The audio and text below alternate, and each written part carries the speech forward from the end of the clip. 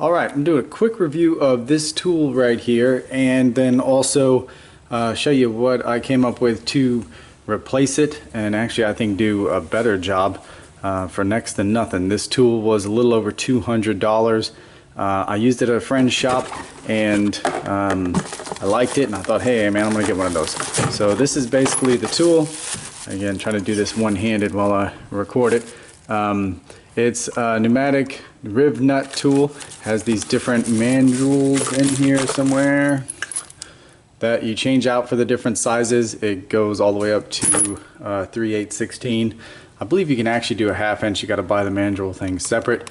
But what you basically do is you drill your hole out, you stick one of these rivnuts in here, pull the trigger, you push this through the hole, pull the trigger, it squeezes this down. And they look basically like this when you're done, when it's squeezed down on the material. So most of you guys are probably familiar with these. There are hand tools that you can do this with, but this tool is supposed to be a little bit faster and do the bigger ones a little easier. The whole idea is if you are doing something like what we're actually doing right here on the frame of this 64 convertible. Let me grab my piece here. And this is exactly what we were doing at my buddy's shop. The same thing. We were putting this shock mount onto a 64, same car, and we used the rivnut tools to put the rivnuts there so we could bolt into it. Now you could just run self-tappers through this piece here. I don't really like to use self-tappers for several reasons. I think they look cheesy, and you can only take them out so many times in and out if you had to move something or make adjustments, and they start just stripping out the metal. So long story short, wanted to use some rivnuts.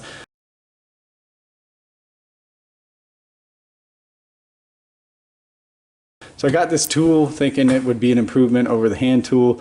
I ran some tests, and the issue that I was having was I didn't feel like they were getting tight enough in the metal where I was comfortable torquing them down.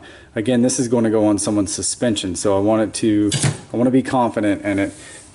So I ran the tests, different torque tests on the different size metals, and usually with this tool, now I may have gotten a defective one, because like I said, we used it at my buddy's shop, didn't seem to have any problems, but however, we weren't doing any torque testing, so I'm not sure how tight those bolts were going to get before they stripped. At about 20 pounds, the ones I put in with this gun, they started to spin in the metal at about 20 pounds. Now that's a huge problem. Once you get this into the frame of a car, and you get the bolt in there and the bolt starts spinning around in here, what are you going to do? You know, say this is the frame of a car. Now you got a bolt in there, this is spinning around, you can't even get it out, because as you try to back it out, this is just spinning. So that's, you know, could be a huge problem. So I wanted to avoid that and come up with a better way. So this is what I came up with. I'll show you guys real quick. Again, trying to do this all one-handed. I took a wrench, bolt, see if I can do this one-handed. This is a 3/8/16 bolt, so it's just like that mandrel thing basically, and I took a 3/8/16 nut and I drilled it out so it would slide right over. The first time I did this, I actually used the 7/16 nut, just basically an oversized nut, which you could do that for whatever size you needed to do. Just get the next size up nut so it'll slide over these over the threads. I wanted this to be a little bit more compact and clean, so I drilled out the threads. Only took like 2 seconds. So you take your bolt, 2 washers, and this is so that this will spin. You can actually lubricate. I think if you shoot a little shot of lube on those washers, it may actually make this a little bit better. So then I stuck it through the wrench. I used the line wrench because I felt like it gets a little bit better grip, especially if I use the right size of it. So I felt like that, you know, would get a good grip on that nut. And then I took 2 washers, lock washers, you know, like gripping washers. I actually used the external ones. These are internal, but just showing you guys here. You put those on there and you thread your rivnut on, And that's it, man. That was the tool. And you put that through the hole and you tighten it down with either a ratchet, or I guess you could use a wrench, or you could even use an impact gun, which is what I used the first several times. You just kind of have to control. You don't want to torque this down so far that you end up stripping something out, or you know, creating a weak point. But I wasn't really able to do that with this.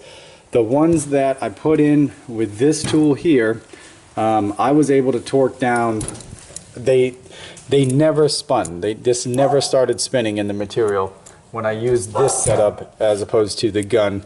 What would happen at around like 50 or 60 pounds, which is way more than you would ever want to torque this bolt anyway, the threads inside the rivnut would start to strip out. So the bolt would just kind of spin a little bit. You could still get it out though, so it was still better than the rivnut itself spinning, which is kind of the worst case scenario. So I used a stainless steel bolt the first time, and it actually started stripping out the threads on the bolt. So now, you know, as you can see, everything is grade 8 hardware. So you could do that and you'd be done, and you just do the same thing for the smaller sizes and every size that you wanted to run.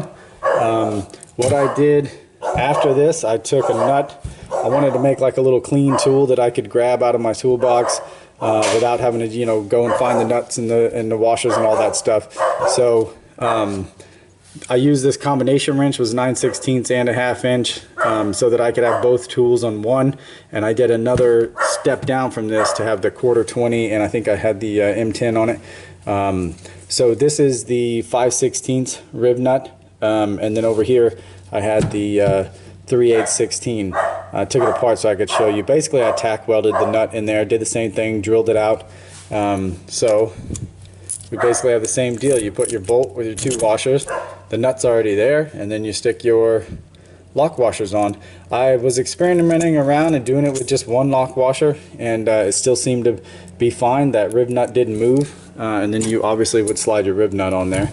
So this is kind of handy because it's all together and you can just grab it out of the, you know, grab it out of the toolbox, throw your washer and your rivnut on there, you know, stick your bolt through there.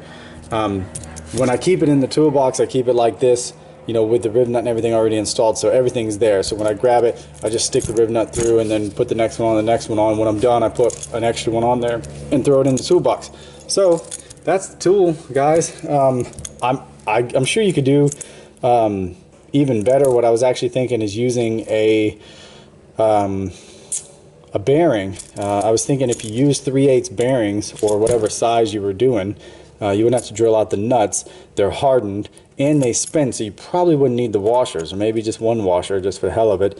And then the bearing, you know, the center of the bearing would spin, the outer side of the bearing would stay true to whatever metal you put it in. You wouldn't necessarily have to use a wrench, just use a thick piece of steel and maybe tack weld the bearing in, or use a pressed in bearing, and that would just kind of maybe, I don't know if that would improve it or not. I've ran several with these, probably dozens of the couple of the different sizes with this setup here, and I've had no issues at all. And like I said, I couldn't make this spin, torquing it all the way down, you know, 100 pounds or whatever. Like I said, when you get to about 50, 60, it starts to spin the threads inside there. So I believe a 3/8 bolt is 30 to 35 pounds is all you want to do on a 3/8 bolt anyway. So you can definitely do that. And this costs basically nothing. This is stuff that you have laying around your shop. If not, you go to Ace Hardware and spend $1 or $2 versus $200 and something on this tool here. So again, I'm not hating on the tool or anything. It seemed to work. It's just, for one, I wasn't quite comfortable with the strength of it, and you know, last thing you want is one of these to spin when you're inside the frame of a car like this. That would be a disaster. You know, you put a rivnut up in this hole right here, and then your bolt's in there and you're spinning, and it just could be a real problem. So came up with this, and it seems to work just great, so I wanted to share that with you guys. You know, a $2 rivnut tool. Go ahead and start setting you some rivnuts and get away from putting you know, tack welding bolts and nuts to cars and using self tappers and all that shit. Rivnuts are great. They're nice and clean look. You know, and you can remove the fastener as many times as you need to. I think rivnuts are great, and this is a great way to put them in.